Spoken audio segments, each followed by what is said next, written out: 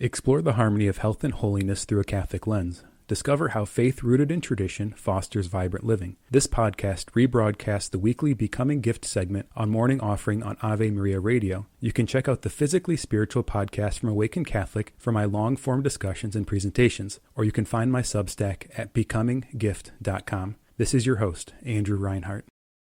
So the principle I want to talk about today is focus on virtue, surrender the results. And when people are focusing on their health and wellness and their growth, oftentimes they're focused on kind of the numbers, right? Like the measurement, the weight, the number on the scale, the size of pants I have on, et cetera, et cetera. But what often happens is people can get very discouraged, very set aside. They'll be like, "Oh, I've been, eating really clean for a month or 2 months or 3 months, and I've only lost 1 or 2 pounds, or I have a couple bad days and it's like all of my progress is undone, et cetera, et cetera."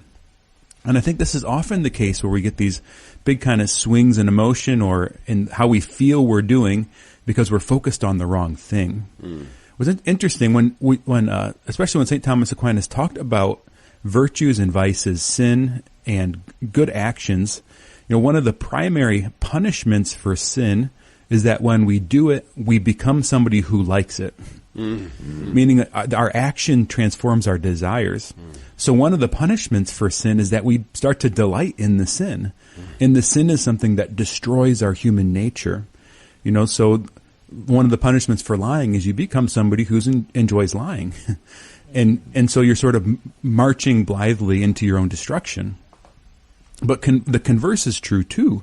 That one of the rewards we get from doing things well is that we become the kind of person who enjoys doing good things. And those good things are in accord with our nature. They help to restore us, to heal us, to bring us into deeper, fuller life. And this is one of the dynamics of virtue, that we grow in these kind of second natures that direct our action, this habit, this disposition, this being conformed toward God's design, God's logos. So in our life of trying to grow in health, of trying to maybe lose weight or maybe, work on a diagnosis your doctor gave you and you want to try some lifestyle interventions or something, I think it's really helpful to focus on virtues versus focusing on results. And so just to kind of bring this home, if you're thinking whether or not you had a good week or a good day or a good month of whatever health activity you're having, focus on what you actually did. Meaning, was I able to, do the fasting I wanted to do? Was I able to avoid the foods I wanted to avoid?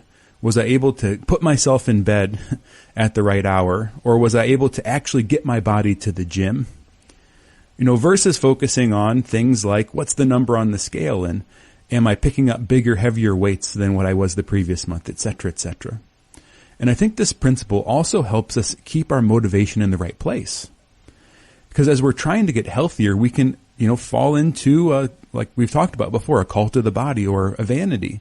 And these things might be actually what's driving our behavior, right? I'm not actually seeking the Lord with this discipline. I'm seeking myself in some various way. But if we try to focus on the growth, the virtue, the behavior itself versus the results, that's one way we can purify our motivations, that we can purify our intentions, and have that purity of heart, that singleness of heart, of really doing this to glorify God versus glorifying for ourselves. So our principle for the day is focus on virtue, not on results. And Andrew, you have to think that the beginning of the thing is the most difficult part of the thing, right? If you're going to change a habitual behavior or create a habitual behavior, it's always the getting going that's the most difficult, right? Yeah, the momentum, the turning the shift. I think that the difficulty actually ebbs and flows. We can expect kind of a consolation-desolation dynamic. A lot of times you'll start something and there's some like initial excitement. And so the first few days sometimes are the easiest few days. But then there's sort of a first lull where that first love, that first excitement sort of wears. And you have to make it through a bit of a desert period where you're doing it in spite of the way you feel. And then sometimes you'll hit another high. Maybe you hit a benchmark. You feel like you're making progress, but then that's followed by another lull where you're like, why am I even doing this? So, Andrew, do you find that, because we always talk about virtue kind of being the middle in between extremes, is that part of our issue, is that we kind of have an all or nothing approach to things so often? Well, if I can't have this, then I'm not even going to do it. Do you think that's part of this health thing? Yeah, an all or nothing approach, like you can have, there's a lot of ways this can manifest. One can be I've already sort of broken my diet, so I might as well just keep on breaking it. Like today is already quote unquote a bad day because I ate a saltine. It's a waste. So now I should go to the ice cream store and have a whole fruit, a whole cheesecake, and so there. You were with me yesterday. It sounds like, yeah. I've been with myself a lot, so I know how this works. So this kind of all or nothing thinking, but virtue being the mean, sometimes I think we have to be careful with that, because it's like, what are the extremes and what's the specific virtue? Right? Sometimes virtue can look pretty extreme, right?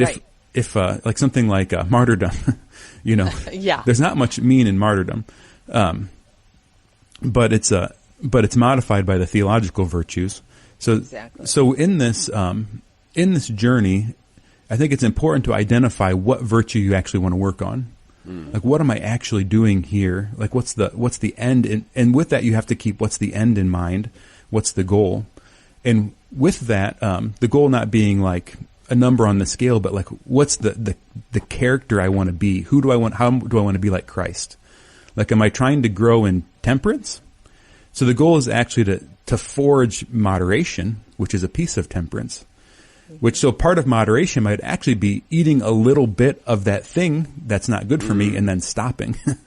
Right. Versus having an all or nothing mindset of like, I'm just going to never touch that for the rest of my life. Well, and the beauty about putting the focus on virtue and not the actual results is we can maintain peace even when we're not doing perfectly, right? I mean, otherwise it just causes anxiety, and then that causes us to stumble again. Yeah, I love the one response that, I forget what saying it is, but I think it's a great expression of humility.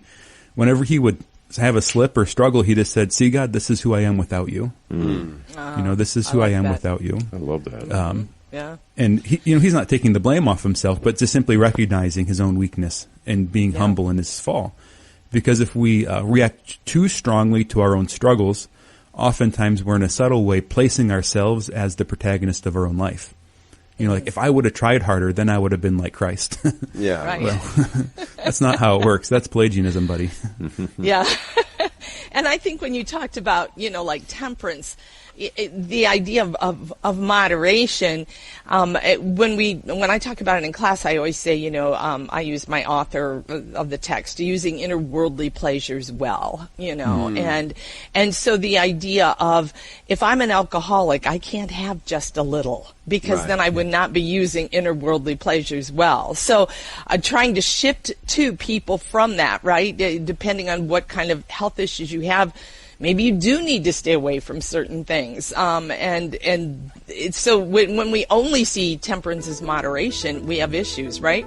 Amen. Yeah. And knowing it through your own story too. That's always just so key.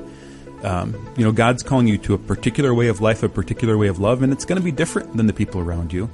And this is why, like in the previous week where we talked about making Christ our ideal versus, somebody else we know in our life. Yeah. Thank you for listening to Becoming Gift.